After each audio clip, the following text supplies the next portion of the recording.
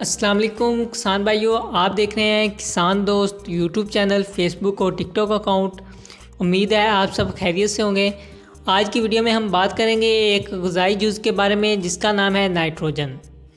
Nitrogen کیا ہے؟ Nitrogen ایک ایسا عنصر ہے جو پودوں کی نشو و نما میں بنیادی کردار ادا کرتا ہے۔ خاص طور پر پتوں کی افزائش میں یہ پودوں کو ہرا بھرا رکھتا ہے اور فصل کی پیداوار بڑھاتا ہے۔ نائٹروجن کن کھادوں میں ہوتا ہے؟ نائٹروجن مختلف کھادوں سے حاصل ہوتا ہے جیسے D A P, urea, امونیم sulphate, نائٹروفاس۔ کیا یہ کمپوسٹ یا پھر گوبر میں بھی پایا جاتا ہے؟ اس کا جواب ہے جی ہاں۔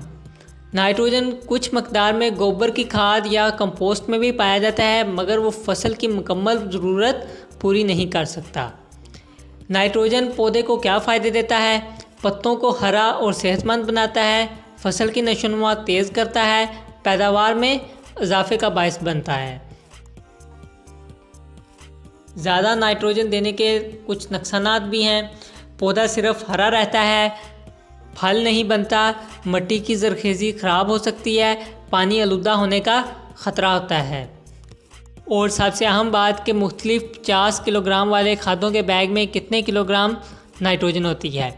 اگر یوریا کی بات کی جائے تو 50 کے جی یوریا کے بیگ میں تقریباً 23 کلو گرام نائٹروجن ہوتی ہے، جبکہ 50 کلو گرام ڈی اے پی میں 9 کلو گرام نائٹروجن ہوتی ہے، اور نائٹروفاس کی بات کی جائے تو اس میں 11 کلو گرام نائٹروجن ہوتی ہے، جبکہ امونیم سلفیٹ میں 10.5 کلو گرام نائٹروجن ہوتی ہے۔